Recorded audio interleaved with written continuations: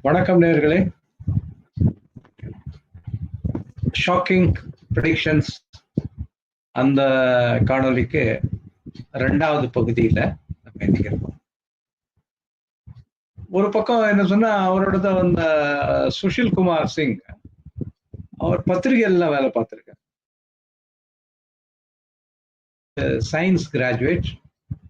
அதன் பிறகு வந்து யூபிஎஸ்சி, அதாவது யூபி உத்தரப்பிரதேஷ் சர்வீஸ் கமிஷன்ல ஐஏஎஸ்க்காக எக்ஸாம் கொடுத்துருக்கார். அதுல அவர் சயின்ஸ் கிராஜுவேட்டா இருந்தா கூட சோஷியாலஜில அவர் வந்து டாப்பரா வந்திருக்கார். ஸோ அஃப்கோர்ஸ் அவர் அதுக்கப்புறம் இது பண்ணல. அப்புறம் ஹிந்துஸ்தான் டைம்ஸ்ல, டைம்ஸ் ஆஃப் இந்தியால, தைனிக் ஜாகரன்ல இதெல்லாம் வேலை பார்த்திருக்காரு ஒரு பத்திரிகையாளரா. அப்ப எல்லாமே இந்த ப்ரெடிக்ஷன்ஸ் தான், மோஸ்ட்லி பொலிட்டிக்கல் ப்ரெடிக்ஷன்ஸ் தான் நிறைய சரியா வந்து. நான் அதை எல்லாத்தையும் பார்க்க முடியல, அவர் சொன்னது மட்டும் தான் கேட்க. அவரே ஒரு யூடியூப் சேனல் வச்சிருக்காரு. என்ன சொல்ல, அவர் கொஞ்சம் சென்சேஷனலா பண்ணிட்டு இருக்காரோ அப்படிங்கிறது எனக்கு ஒரு சந்தேகம் ஏற்படுது. அப்புறம் அவர் சொன்னதுல சிலதெல்லாம் வந்து சரியாகவும் வரல.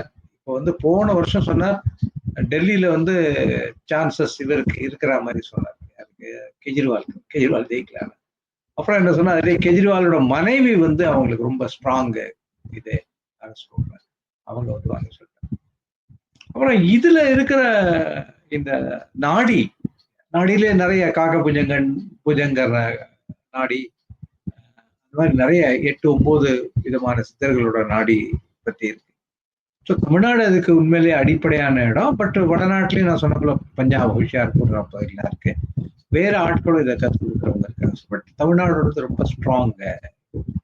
இவர் அதைத்தான் சொல்றாரு, நாடியில கோச்சரம் பார்க்கறது இல்லை சொல்றாரு. அது கரெக்ட் தான். அதுல வந்து இந்த இப்ப சனி பெயர்ச்சி, குரு பெயர்ச்சி அதெல்லாம் அதுல அது கிடையாது. வெறும் பிளானட்டரி இது வந்து அதோட இதே வந்து என்ன சொன்னா, அந்த கை ரேகை வச்சு. பட் ரேகை இல்லாம எப்படி இவ்வளவு பேருக்கு சொல்ல முடியறது?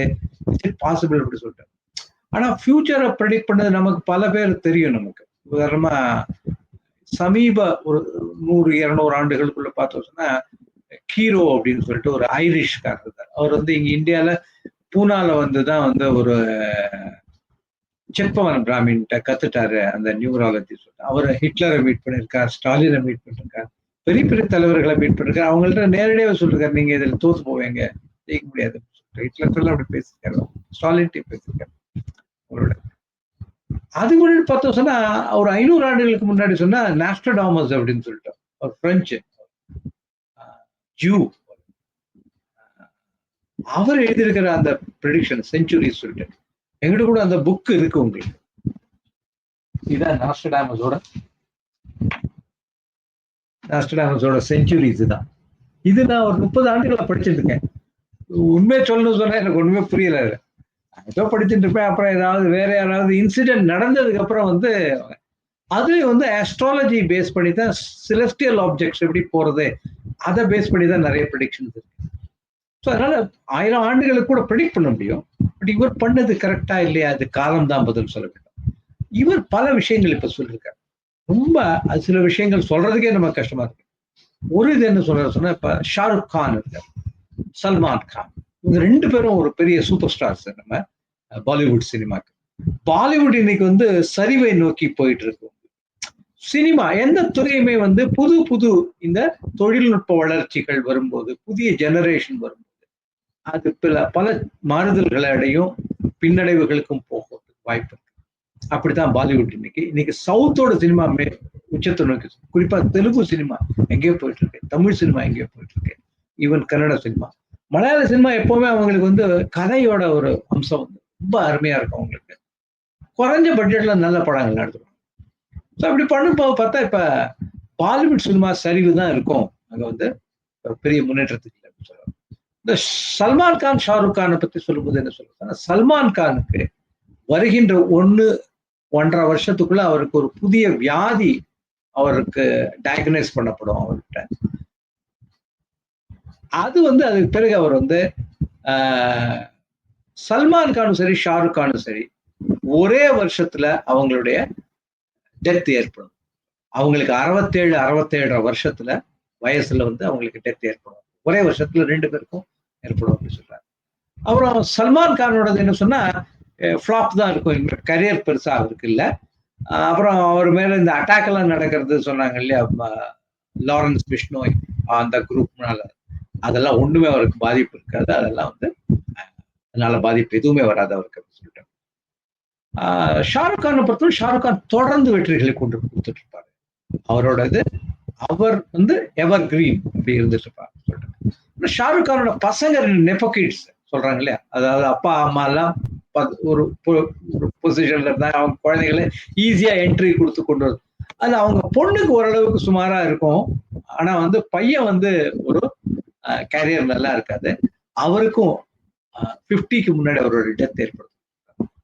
ஸோ இதெல்லாம் வந்து என்ன அடிப்படைன்னு சொல்லிட்டு அவர் வந்து இதெல்லாம் இன்னும் 20 வருஷம் இருந்து பார்த்தாதான் தெரியும். அவர் சொல்லும்போது இப்ப ஸ்ரீதேவியோட பொண்ணு ஜான்வி கபூர் அப்படின்னு சொல்லிட்டு அவங்களோட கேரியர் எப்படி இருக்கும் கேக்குறாங்க. அந்த மாதிரி நல்லா இருக்கும் கேரியர் அப்படின்னு சொல்லிட்டு. வருகின்ற காலத்துல யார் வந்து பாலிவுட்டோட ஒரு சூப்பர் ஸ்டார், பெண் சூப்பர் ஸ்டாரா இருப்பாங்க அப்படின்னு பார்த்தோம் சொன்னா, அவர் சொல்றாரு ரஷ்மிகா மந்தனா அப்படின்னு சொல்லிட்டு இந்த புஷ்பா 1ல நடிச்சாங்க இல்ல, அவங்கதான் பெரிய சூப்பர் ஸ்டாரா இருப்பாங்க சொல்லிட்டு. அது போல சமந்தாக்கும் ஓரளவுக்கு இருக்கும், பட் ரொம்ப பவர்ஃபுல் குண்டலின்னு சொன்னா அவரோட அப்படி சொல்றாங்க. அது போல இந்த தில்ஜித் தோசாந்த் அப்படின்னு சொல்லிட்டு ஒரு பஞ்சாபி பாடகர், உலகம் முழுக்க ஃபேமஸ். அவரோட ஹாரோஸ்கோப் வந்து ரொம்ப பவர்ஃபுல் ஹாரோஸ்கோப், பட் தேமே. அதே போல இப்ப ரொம்ப ஃபேமஸ் எல்லா இடத்துலயும் இருக்கிறது பார்த்தா இந்த பாபா பாகேஸ்வர் சொல்லிட்டு அவர் தான் அந்த ஒரு சீட் எடுக்கிறது. யார் வந்து கேட்டாலும் அவங்க மனசுல என்ன இருக்குங்கிறத எழுதி அவர்கள்ட்ட காட்டுவார். அவர் இதை ஒரு பொண்ணு சேலஞ்ச் பண்ணா, சுஹானி ஷா அப்படின்னு சொல்லிட்டு, சுஹானா ஷான்னு சொல்லிட்டு, சுஹானி ஷா. அந்த பொண்ணு வந்து மென்டலிசம் ப்ராக்டிஸ் பண்றது, ரொம்ப சின்ன வயசுல இருந்தே மேஜிஷியன் போல இருந்து எல்லாரையும் பல பேரை பண்ணியிருக்கு அந்த பொண்ணு. நம்ம chess players Viswanathan Anand, world champion ஆன பையன், அப்புறம் நம்ம பிரக்யானந்தா, இவங்க எல்லாத்தையுமே அந்த பொண்ணு பண்ணியிருக்காது. சுஹானி ஷா வந்து சுஹானி ஷா பண்ற மாதிரி தான் அவரும் பண்றாரு. ஆனா வந்து அது ஒரு ஸ்பிரிச்சுவல், அங்க பெரிய கூட்டம் வருது, அவர் எல்லா ஊருக்கும் போறாரு. அவர் இன்ஃபேக்ட் அவர் வந்து நம்ம அனந்த் அம்பானியோட கல்யாணத்துக்கு வந்து சார்ட்டர்ட் பிளைட்ல ஆஸ்திரேலியால இருந்து வந்தார். அவங்களை வரவழைச்சாங்க. ஏன்னா அவருக்கு ஒரு பெரிய கிரேஸ் இருக்கு. அவர் வந்து பெரிய கான்ட்ரவர்சியில மாட்டிப்பார் அப்படிங்கிறார். பெரிய கான்ட்ரவர்சி, என்ன கான்ட்ரவர்சி இருக்கும்னு தெரியும் உங்களுக்கு, பெரிய ஏதாவது ஒரு கான்ட்ரவர்சியில மாட்டிப்பாரு. ஆனா வெளியில வந்துருவார் கொஞ்ச நாள் கழிச்சு. அது ஒரு செட்பேக் இருக்கும் அவருக்கு. ஆனா அவரோட லைஃப் ஸ்பேன் வந்து 90 வயசு உயிர் வாழ்வார். அந்த பாபா வாகேஸ்வர் திருமணம் பண்ணிப்பார், அதெல்லாம் சொல்றாரு. வேற இந்த ரவீனா டாண்டன் ஒரு நடிகை இருந்தாங்க. அந்த நடிகையோட பொண்ணு இப்ப நடிக்க ஆரம்பிச்சிருக்காங்க. அவங்களோட ஹாரோஸ்கோப் நல்லா இருக்கு. அந்த அம்மா வந்து நல்ல ஒரு இதை பண்ணுவாங்க அப்படின்னு சொல்லிட்டு அவர் இதோட போகும்போது இந்திரா காந்தியோட லைஃப்ல நடந்த ஒரு விஷயம் சொல்றாரு. இந்திரா காந்தி வந்து அவங்க ரொம்ப ஸ்பிரிச்சுவலி இன்க்ளைன், பர்டிகுலர்லி நீர்ஜா சௌத்ரிங்கிறவங்க ஒரு புஸ்தகம் எழுதியிருக்காங்க. அதுல வந்து அவங்க எமர்ஜென்சிக்கு அப்புறம், அதுக்கு முன்னாடி கூட எமர்ஜென்சிக்கு அப்புறம் குறிப்பா ரொம்ப அந்த கோயிலுக்கு போறது, அங்க போறது, இங்க போறது, ஏதாவது பரிகாரங்கள் பண்ண சொன்னா பண்றது, இந்த மாதிரி விஷயங்கள்லாம் அவங்க பண்ணுவாங்க. அது மாதிரி பண்ணி அவங்க ரொம்ப அது மேல நம்பிக்கை அதிகமா அவங்க. நம்ம காஞ்சி சங்கராச்சாரியார் கூட வந்து அவங்க பார்த்தாங்க அவங்க. ஸோ அப்படி இருக்கும்போது இந்த மாதிரி ஒரு அவங்க தொடர்ந்து இதுல ஸ்பிரிச்சுவல் இதுல நம்பிக்கை வச்சுட்டு இருந்தாங்க. அந்த அவங்க பையன் காலமானதுக்கு அப்புறம் ரொம்ப இதாச்சு. அதாவது சஞ்சய் காந்தி அவர்கள் காலமானதுக்கு அப்புறம் ரொம்ப இதாச்சு அவங்களுக்கு. ஸோ அப்போ இன்னும் நிறைய பேரை சந்திச்சாங்க. அந்த மாதிரி ஒரு சந்தர்ப்பத்துல அவங்க வந்து அவங்க நேபாளில் ஒரு சாது சந்திக்கிறாங்க, ஒரு ஸ்பிரிச்சுவல் குருவை. அவர் என்ன சொன்னா, கணவன் மனைவியா இருக்கிற தம்பதியா இருக்கிற ஒரு சாமி சிலை கொடுக்குறார். இந்த ரெண்டையும் நீங்க சேர்த்தே வச்சுக்கணும், நீங்க பூஜை பண்ணணும். பண்ணா உங்களுடைய வாழ்க்கை ரொம்ப சிறப்பா இருக்கும், உங்க குடும்பம் நல்லா செழித்தோங்கும். எல்லா விதத்திலும் செழித்துனா பணம் மட்டும் வர்றது கிடையாது, அமைதி முதல்ல வேணும், சந்தோஷம் வேணும், வாரிசுகள் வேணும், இதெல்லாம் நடக்கும் அப்படின்னு சொல்லிட்டு அவங்க இத வந்து அவங்க குடும்பத்தோட நெருங்கி இருந்த ஒரு பாலிவுட் நடிகர், அதுல இருந்து ஒரு விக்கிரகத்தை எடுத்தாச்சுன்னு சொன்னா அவர் பெரிய பணம் ஈட்டி செழிப்பா வாழ்வார் அப்படின்னு சொல்லிட்டு வேற யாரோ ஒருத்தர் சொல்லியிருக்காரு. அதுல ஒண்ணு எடுத்துட்டார் அப்படின்னு சொல்லிட்டு திஸ் ஆர் அலிகேஷன் இவர் சொல்றது. ரொம்ப இதெல்லாம் எவ்வளவு நம்ப முடியும் அப்படிங்கிறது கூட தெரியல. பட் இதெல்லாம் இருந்தது, இன்ட்ரெஸ்டிங்கா இருந்ததுனால நான் அவங்களோட ஷேர் பண்ணிக்கிறேன். ஸோ அந்த நடிகர் யாரு, அவங்க ஃபேமிலியோட இருந்தாரு உங்களுக்கு தெரியும். நான் பேரெல்லாம் நான் சொல்ல விரும்புறேன். அதே போல இப்ப பாத்தீங்கன்னு சொன்னா ஒரு ரொம்ப திறமையான கிரிக்கெட்டர் இப்ப லைவா இப்ப விளையாட்டுட்டு இருக்கக்கூடிய கிரிக்கெட்டர்ல அவர் ஃபிட்னஸ் பத்தி எல்லாம் பேசலாம். ஆனா அவர் 50 வயசுக்கு மேல உயிர் வாழ மாட்டார். அவரு 50 வயசு 55 வயசுக்குள்ளேயே அவருக்கு இந்த he has to leave this world அப்படிங்கிற மாதிரி அதையும் சொல்றாங்க. இது மாதிரி அவரு அடக்கிட்டே போறாருன்னு வச்சுங்க உங்களுக்கு. நம்ம அக்ஷய் குமார் கத்ரோங் கா கில்லாடி எல்லா இதுலயும் ரொம்ப அவர் வந்து ரொம்ப இந்த ஃபிட்னஸுக்கு இது கொடுக்குறாரு. அப்புறம் அவரோட படங்களும் நல்ல ஓடிட்டு இருந்தது. நல்ல அவரோட திரைப்பட வாழ்க்கை வந்து முடிவுக்கு வந்துடும். அவருக்கு இனிமே ஒன்றும் சார் கிடையாது, இல்லை ஃபிளாப் தான் கொடுக்கும் அவருக்கு. கோவிந்தா மறுபடியும் ரீஎன்ட்ரி கொடுப்பாரு. கோவிந்தா ரொம்ப பாப்புலர் பிலிம் ஆக்டரா இருந்தார். அவர் கம்ப்ளீட்டா வந்து இவதவே இப்ப மறுபடியும் வந்திருக்காரு கோவிந்தா. இப்போ வந்து இல்ல முடியாது, கோவிந்தாவுக்கு இன்னும் ஒரு 4 வருஷம் ஆகும் அவர் வந்து அதுக்கு மறுபடியும் இதா இருக்கு. அதே போல பார்த்தோம் சொன்னா உங்களுக்கு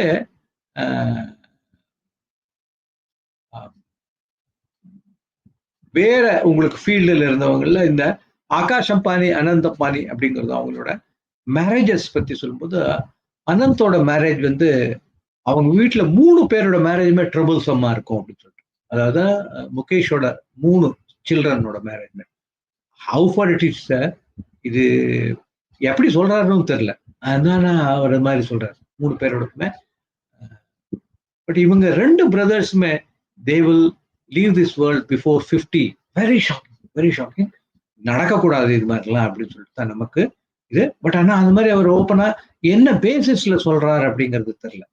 இந்த மாதிரி வந்து அவர் வந்து ஏராளமான விஷயங்கள் சொல்றாரு. இப்ப திஷா பட்டானி அப்படின்னு சொல்லிட்டு ஒரு lady artist, actor, Bollywood actor, அவரோட இது எப்படி இருக்கும் அப்படின்னு சொல்லிட்டு. திஷா பட்டானிக்கு பெரிய ஒரு வாய்ப்பு கிடையாது அப்படின்னு சொல்லிட்டு. ஆனா வந்து இந்த சாய்ஃப் அலி கான் அவரோட பத்தி சொல்றேன். சாய்ஃப் அலி கான் அந்த அந்த கபூர், அந்த அம்மா பேர் என்ன உங்களுக்கு, கரீனா கபூர், அவங்களோட வாழ்க்கை டிவோர்ஸ்ல போய் முடியும் அப்படிங்கிறார். அனந்த் அம்பானியோட வாழ்க்கையும் டிவோர்ஸ்ல முடியும். இவ்வளவு பெரிய பிரமாதமா வந்து இத்தனை பேர் ஆசீர்வாதம் பண்ணி ஒரு திருமணம் பண்ணது, அது டிவோர்ஸ்ல முடியும். வெரி ரொம்ப ரொம்பவே கஷ்டமான ஒரு விஷயங்களா அவர் சொல்றாங்க. இந்த சாய்ஃப் அலி கான் அண்ட் கரீனா கபூரோட லைஃப் வந்து இன்னும் 1.5 வருஷத்துல அவங்க செப்பரேட்டா இப்பவே வந்து டாக்கிங் டேர்ம்ஸ்ல கூட இல்லை அப்படிங்கிறாரு. இந்த இப்ப இந்த கத்தி குத்து நடந்த அவங்க வீட்டுக்குள்ள ஒரு ஆள் வந்து அட்டெண்ட் பண்ண அப்படின்னு சொல்லிட்டு அதெல்லாமே ஒரு நாடகம், நடத்தப்பட்ட நாடகம் அப்படிங்கிற மாதிரி அவர் இன்னும் என்ன சொல்ற, அவரை பத்தி சில பேர் சொல்லியிருக்காங்க. அவர் வந்து நிறைய பணம் வாங்குறாரு. அப்புறம் நம்ம தமிழ்நாட்டோட ஒரு கனெக்ஷன் ஒண்ணு இருக்கு. நம்ம தமிழ்நாட்டுல ஒரு அமைச்சர் இருக்காரு, இப்ப முன்னாடி நிதி அமைச்சரா இருந்தார். அவர் 2 கையிலையும் வாட்ச் கட்டிட்டு இருந்தார். அது மாதிரி இவரும் 2 கையிலையும் வாட்ச் கட்டிட்டு இருக்காரு. இது என்ன சொன்னா அமெரிக்கால வந்து இந்த ஒரு ஒரு அட்ராக்ஷன் பண்றதுக்கு உங்களுக்கு உங்களை மேல ஒரு ஒரு ஒரு ஈர்ப்பை கொண்டு வரதுக்காக சில டெக்னிக்ஸ் எல்லாம் இருக்கு. அதெல்லாம் சொல்லிட்டு அதெல்லாம் இங்கேருந்து பல பேர் போய் கத்துட்டு இருக்காங்க. சில சில டிவி ப்ரோக்ராம்ஸ் பண்றதுக்காக சில பேர் போய் கத்துட்டாங்க அப்படின்லாம் சொல்றாரு. சொல்லிட்டு அதுக்கப்புறம் என்ன சொன்னா இவர் கட்டிட்டு இருக்காரு. ஒரு பக்கம் கருப்பு வாட்சி, ஒரு பக்கம் வெள்ளை வாட்சி கட்டிட்டு இருக்காரு. இதை பண்ணோம் இவர் நிறைய பேருக்கு பல பில்லர்ஸுக்கெல்லாம் நான் கொடுக்குறேன். இது கொடுத்துட்டு என்ன சொன்னா, பல கோடி லாபம் வந்தா எனக்கு வந்து நீ இது கொடு, இல்லைன்னு சொன்னா அவன் கொடுத்த ஃபீஸை திருப்பி கொடுத்துறேன் அவனுக்கு அப்படின்னு சொல்லிட்டு. ஆனா நிறைய பேருக்கு இது வரது அப்படின்னு சொல்லிட்டு இது நம்பி நிறைய பேர் அது பண்ணிட்டு இருக்கு. 2 பக்கமும் இருக்கு. இப்ப நம்ம பாரம்பரிய முறையில என்ன சொல்லுவாங்கன்னு சொன்னா, நம்ம கோவில்கள்ல எல்லாம் வந்து ஜனாகர்ஷண யந்திரம், தனாகர்ஷண யந்திரம் சொல்றேன். தனத்தை ஆகர்ஷணம் ஈர்ப்பு செய்யறதுக்கும், ஜனங்களை ஈர்ப்பு செய்யறதுக்கும் அதுக்கான யந்திரங்கள்லாம் வைப்பாங்க அப்படின்னு சொல்லி கேள்விப்பட்டிருக்கோம். இப்பவும் நிறைய தனாகர்ஷண யந்திரம் வச்சு வீட்டுல குபேர பூஜை பண்றவங்க எல்லாம் இருக்காங்க, நிறைய பெருஞ்செல்வம் வரணும் அப்படின்னு சொல்லிட்டு. அது மாதிரி இவர் வந்து மக்களோட ஈர்ப்பு நம்ம பக்கம் வரணும் அப்படிங்கிறதுக்காக இந்த வாட்ச் கட்டுறது, அந்த மாதிரி விஷயங்கள், அது பணம் பெறுகிறது அப்படின்னு சொல்லிட்டு. ஆனா அவர் இன்னொரு ரிவலேஷன் என்ன சொல்றாரு சொன்னா, இப்ப எல்லாருக்கும் பெரிய பிரச்சனையா இருக்கிறது, எங்க பார்த்தாலும் நிறைய பேருக்கு மேரேஜ் நடக்காம தனி ஆளா பல பேர் இருக்காங்க, சிங்கிள் இருக்காங்க உங்களுக்கு. இப்ப ஏன் வந்து உங்களுக்கு சல்மான் கான் ஹாரோஸ்கோப் அவர் பார்த்துட்டு அவர் என்ன சொன்னா சல்மான் கான் ஹாரோஸ்கோப்பை அவர் சிங்கிளா தான் இருப்பாருங்கிறது எனக்கு முன்னாடியே தெரியும் அப்படின்னு சொல்றாரு சல்மான் கான் ஹாரோஸ்கோப் பார்த்து. இந்த ஹாரோஸ்கோப் முதல்ல பார்க்கும் போதே அவர் சிங்கிளா தான் இருப்பார் எனக்கு தோணித்து. நான் அது அப்புறம் நான் பல பேருக்கு சொல்லியிருக்கேன். அவர் லைஃப் ஃபுல்லா அந்த மாதிரி தான் இருக்க முடியும் அவருக்கு வேற வந்து இதுல திருமணமே. அதே போல நிறைய ஹாரோஸ்கோப் இருக்குங்கிறாங்க. இது வந்து இன்னைக்கு உலகம் முழுக்க குறிப்பா இந்தியாவில் வந்து பெரிய ப்ராப்ளமா இருக்கிறது இந்த குழந்தைங்களுக்கு திருமணம் நடக்காம இருக்கிறது. அதன் பிறகு என்ன சொன்னா உங்களுக்கு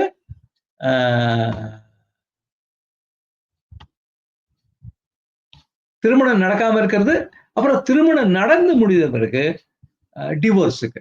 அவருக்கு வர கிளையன்ஸ்ல கிட்டத்தட்ட 70-75% கிளையன்ஸ் அவருக்கு. ஒரு நாளைக்கு 50-60 பேர் பாக்குறேன் அப்படின்னு சொல்றாரு. அதுல பாத்தீங்கன்னு சொன்னா கிட்டத்தட்ட 40-45 பேர் வந்து இந்த மேரிட்டல் விஷயமா தான் வராங்க. சில பேர் என்ன சொன்னா 60 வயசுல தான் டைவர்ஸ் வேணும் அப்படின்னு சொல்லிட்டு 2 தடவை டைவர்ஸ் ஆகி 3வது தடவை டைவர்ஸ் வேணும், இந்த மாதிரிலாம் வராங்க. 40 வயசு 45 வயசுல திருமணமாகாத ஆண்கள் பெண்கள் 2 தரப்பும் இருக்காங்க. இதெல்லாம் ரொம்ப மனசுக்கும் இது ஒரு சமூக விஷயமான சமூகத்துல இருக்கக்கூடிய மிகப்பெரிய பிரச்சனையா இருக்கு. ஏன் சொன்னா உலகத்துல இந்த இதுல பாப்புலேஷனோட கனெக்டட் இது. அவர் சொல்லல, நான் என்னுடைய கணிப்பை சொல்றேன். நான் உங்களுக்கு என்னோட பாப்புலேஷன் வந்து மனித சமுதாயம் இந்த 800 கோடி பாப்புலேஷன் 850 கோடி பாப்புலேஷன்லாம் பார்த்ததே கிடையாது உங்களுக்கு. அதாவது தெரிந்த வரலாற்றுல பார்த்தோம் சொன்னா 1820 சமயத்துல உலகத்தோட பாப்புலேஷன் 100 கோடி தான் இருந்தது உங்களுக்கு. அப்பெல்லாம் சில சமயம் 400 வருஷத்துல 1000 வருஷத்துல ஒரு பாப்புலேஷன் இப்ப 1 கோடி இருந்து 2 கோடி ஆகிறதுக்கு 1000 வருஷம் ஆயிருக்கும்.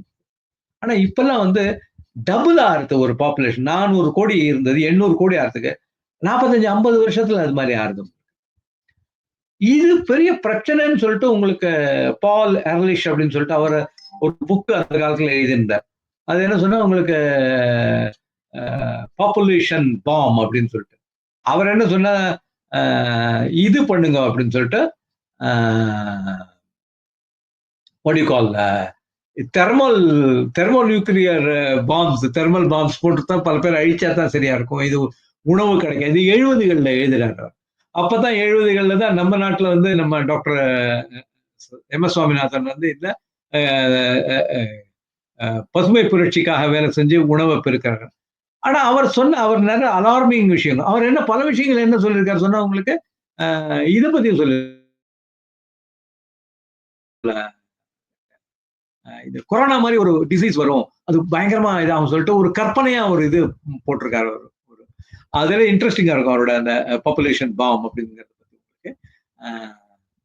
அது ரொம்ப இன்ட்ரெஸ்டிங்கா இருக்கும். அதே மாதிரியே கொரோனா மாதிரியே வேற பேர் வச்சு அவர் இந்தியாவில தான் அவருக்கு இந்த ஒரு ஞானமே இங்கதான் கிடைக்குது. எப்படி போதகையால போனோம்னா நம்ம புத்தருக்கு ஞானம் கிடைச்ச மாதிரி இவருக்கு வந்து டெல்லியில இருக்கும் போது ஸ்லம்ஸ் எல்லாம் பாக்குறாங்க, லைவ் கண்டிஷன்ஸ் எல்லாம் பாக்குறா 60s 70s அதுலதான் அவருக்கு இன்ஸ்பயர் ஆகி அப்படி அது மாதிரி எழுதுறாரு. உலகம் முழுக்க அவர் பிரச்சாரம் எல்லாமே பண்றாரு. ஸோ இந்த பாப்புலேஷன் 140 கோடி, இதுல எம்ப்ளாய்மெண்ட் கொடுக்க முடியாது, இதுல திருமணங்கள். ஏன்னா அப்புறம் என்ன சொல்ற இந்த பாப்புலேஷன்ல எங்கேருந்து வந்ததுன்னு சொன்னா நம்மளுடைய புராணங்கள்ல எல்லாம் சில கதைகள்லாம் உண்டு. அதாவது நம்ம நாட்டுல என்ன ஒரு நம்பிக்கை சொன்னா இந்த ஸ்பீஷீஸ் சொல்றாங்க, அதாவது விதவிதமான உயிர்கள், பல்லுயிர் அப்படின்னு சொல்லுவோம், பயோடைவர்சிட்டி, பல்லுயிர். இந்த பல்லுயிர்கள் வந்து 84 லட்சம் உயிர்கள் உலகம் முழுக்க இருக்குன்னு சொல்லிட்டு, கூட இருக்கலாம் குறைச்சு இருக்கலாம். இது விஞ்ஞானிகள்லாம் இப்ப கூட இது பண்றாங்க. இதெல்லாம் நம்ம கருட புராணம் போன்றவற்றில் இருக்கு. 84 லட்சம் உயிர்கள்னு சொன்னா வேற உயிர்கள்லாம் இன்னைக்கு மனித ஒரு ஒரு ஒரு ஜென்மம் எடுத்து நம்ம இருந்துட்டு இருக்கோம். அதனால இந்த பிரச்சனைகள்லாம் வந்து இது மிகப்பெரிய சமூகம் சார்ந்த சமூக இயல் ரீதியான அப்புறம் ஆன்மீக ரீதியான ஒரு கண்ணோட்டம் கொண்டு இதை எதிர்நோக்கினால்தான், இதை சரி செய்ய முயற்சித்தால் தான் இது நடக்கும். இது வெறும் பொருளாதார ஒரு ஒரு கண்ணோட்டத்தில் இதை பார்த்து நம்ம இதை சரி செய்ய முயற்சி செய்யலாம். திருமணங்களாகட்டும், திருமண முறிவுகளாகட்டும், ஏன்னா இதெல்லாம் ரொம்ப காமனா போயிட்டு எந்த ஃபேமிலியில் நடக்காதுன்னு தான் அங்கெல்லாம் நடக்கிறது. திருமணங்களே நடக்காம இருக்கு ரொம்ப. இதெல்லாம் வந்து அப்புறம் 20 வருஷம் 10 வருஷம் கூட 50 வருஷம் 60 வருஷம்லாம் சேர்ந்து இருந்தவங்கலாம் இந்த நாட்டுல உண்டு. ரொம்ப சுமூகமா இருந்தவங்க உண்டு. அதெல்லாம் பெரிய கன்சர்னா இவர் சொல்றார். ஆனா இவர் சொன்ன இந்த 2-3 அம்பானி பரிவாரில் பெரிய அளவுக்கு உங்களுக்கு பாதிப்பு ஏற்படும் அப்படி சொன்னதும், நம்ம ஷாருக் கான் சல்மான் கான் அப்படிங்கிறது அவங்களோட வாழ்க்கையில ஷாருக் கான் பையனுக்கும் ஏர்லி டெத் அப்படின்னு சொல்றாரு. இவர் நிறைய விஷயம் அப்படி சொல்லிட்டு இருக்காரு. இவர் எப்படி இப்படி சொல்லிட்டு எல்லாம் இதா இருக்காரு, ஒரு சென்சேஷனலைசேஷனுக்காக சொல்றாங்க. இல்ல சில பேர் வந்து ரொம்ப பிரபலமா இருக்கிறவங்களை தாக்கி பேசினா தான் வந்து ஒரு புகழ் கிடைக்கும் அப்படிங்கிறத அதனால பண்றாரா என்ன தெரியல. நம்ம பிடிஆர் பன்னீர்ராஜன் இந்த 2 கையில கெடிகார கட்டிட்டு இருந்தார். அப்ப அந்த கிண்டல்லாம் பண்ணிருந்தோம். அது ஏதோ யாரோ ஜோதிடர் சொல்லிருக்கலாம். கலைஞர் வந்து அந்த மஞ்சள் துண்டு போட்ட மாதிரி இவர் 2 கையில கட்டிருந்த மாதிரி. இது மாதிரி பல விஷயங்கள் இருக்கு. இது இன்ட்ரெஸ்டிங். இதை நம்ம ஃபாலோ பண்ணுவோம். நம்ம அடுத்தடுத்த வீடியோ சில விஷயங்கள்ல ஜோதிடத்தை பத்தியும் நம்ம இது பண்ணலாம். இது மாதிரி ஒரு அற்புதங்கள், ஒரு ஒரு நம்ப முடியாத விஷயங்கள்லாம் நம்ம நாடி ஜோதிடத்தை பத்தி இங்க தமிழ்லயும் சில வீடியோ காட்சிகள் வந்து நம்ம நடிகர் ராஜேஷ் அவர்கள் நல்லா போட்டிருக்காரு. அதுல நிறைய நாடி ஜோதிடர்கள் வந்து எவ்வளவு பர்ஃபெக்ட் ப்ரெடிக்ஷன்ஸ் எல்லாம் பண்ணியிருக்காங்க அப்படிங்கிறத பத்தி எல்லாம் சொல்லியிருக்காங்க. ஸோ இது எல்லாமே நம்ம வந்து வேற வேற ஒரு வீடியோல பார்ப்போம். பட் இந்த எபிசோட்ல இதை முடிச்சு பண்ணுமா இந்த சுஷில் குமார் சிங் அந்த ஜோதிடரை பத்தி நான் அவரை பத்தி இன்னும் கொஞ்சம் சில ஆராய்ச்சிகள் பண்ணி தேவை ஏற்படின்னு நான் வந்து அதுக்கப்புறம் நான் போடுறேன். இதற்கு பிறகு இன்னைக்கே வந்து நம்ம அடுத்து வரக்கூடிய அசம்பிளி எலெக்ஷன் இந்த 2025 அது பீகாரோடது, அதை பத்தின ஒரு வீடியோவும் போடுறேன். இதெல்லாம் நான் எப்பவும் சொல்ற மாதிரி இதை நீங்க பாருங்க, கமெண்ட்ஸ் போடுங்க, லைக் டிஸ்லைக் எது வேணா கொடுங்க, அப்புறம் பெல் பட்டன் அமுத்துங்க. ஸோ தட் உங்களுக்கு ஒரு நோட்டிஃபிகேஷன் வரும். இதை உங்க நண்பர்களுக்கெல்லாம் ஷேர் பண்ணுங்க, அவங்களுக்கெல்லாம் போட்டும் இது இன்னும் கொஞ்சம் பெரிய சர்க்கிளா இதுக்கு போறதுக்கான அந்த ஒரு உதவியை செய்யுங்க. நன்றி, வணக்கம்.